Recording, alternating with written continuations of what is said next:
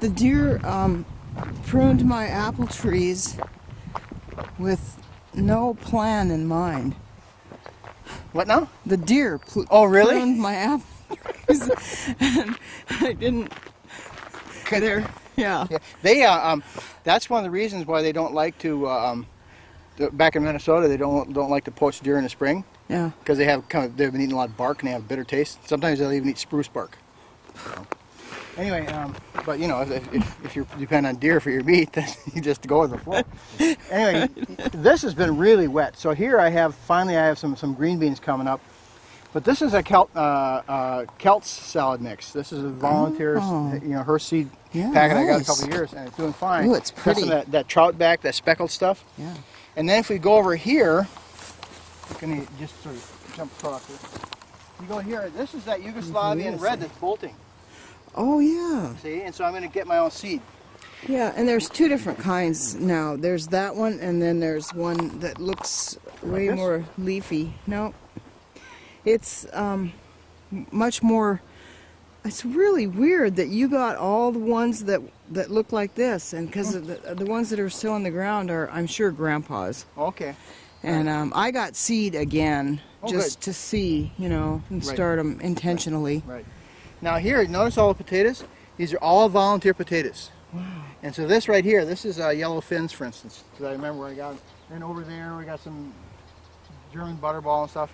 I still got German butterballs from last year that are still, they're a little soft, but they're still plenty good to eat. And then, let's walk up here.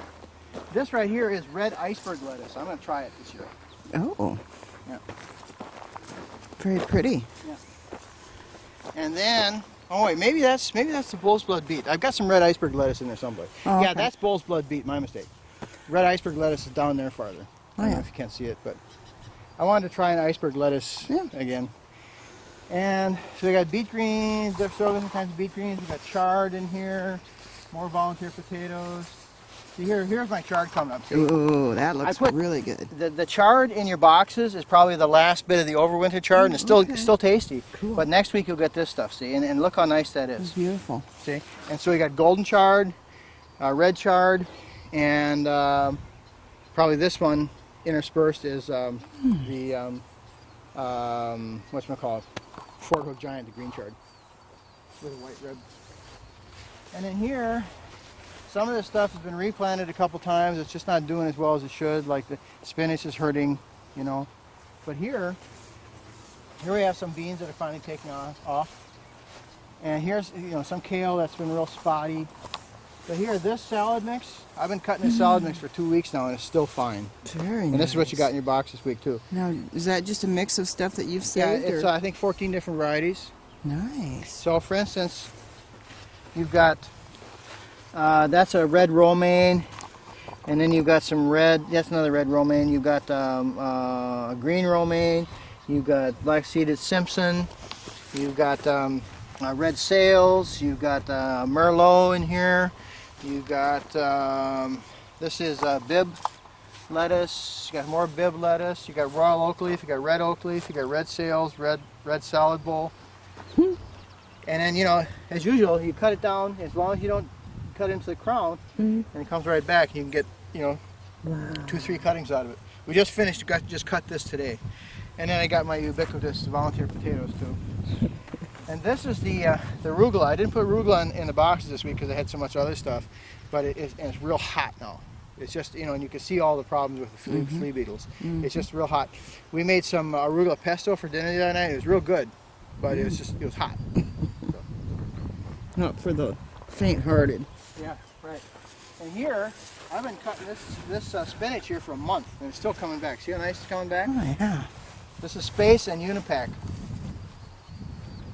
And then we got more broccolis. And here, this is my onions from seed, and this is actually shallots. This row here, so I'm going to have a good crop of shallots this year. This is some extra tomatoes, but mostly tomatillos, all the way down. Huh. Wow, nice. Now let's walk down here. I want to show you what I'm doing down here and explain on dealing with the wet.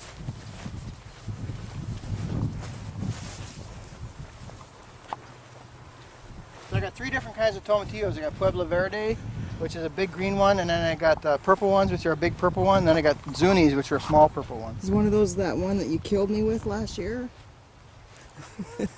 I don't know. Down at the Stein. You brought one in one time and it was like... Oh, no, that was a hot pepper.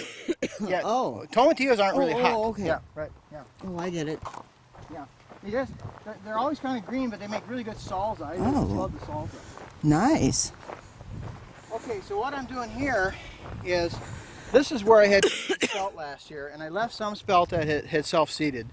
But this was I just got back in to till it like a week ago because it's so darn wet. So anyway, so what I did, well, okay, I got to hedge my bet. So I started some peppers, or not even peppers, I started some pumpkins, some squash, some buttercup and butternut, and some 3 different kinds of butternut. And I started them, and so just the other day I just put the plants in.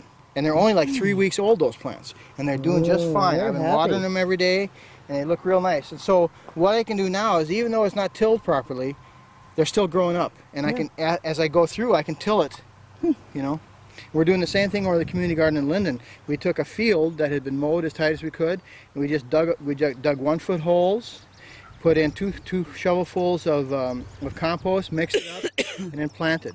And so the other day we went around and we mowed it with a weed whacker, and then raked the grass up as a collar around it. We put more compost as another collar. So until the squashes get up high, they're protected. And then when they get up high and they start crawling out over, they'll kill all the grass. See? So it's a real easy way. I've done that before to open up areas down there on the south side.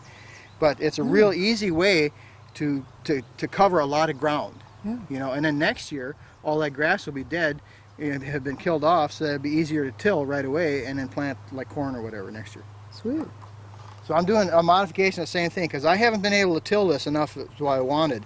So that's why I decided, okay, I'll just make this my squash bed, and then I put my plants in, and they're looking real good.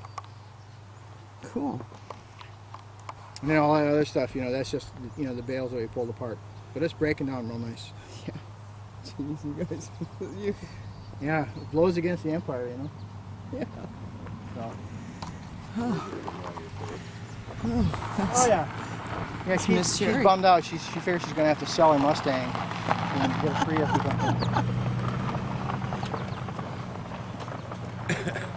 She's going to have to sell her Mustang? Yeah, that's what she was saying last week. She says, yeah, I just, you know, things are tough. I may have to sell my baby. Oh my gosh. Yeah.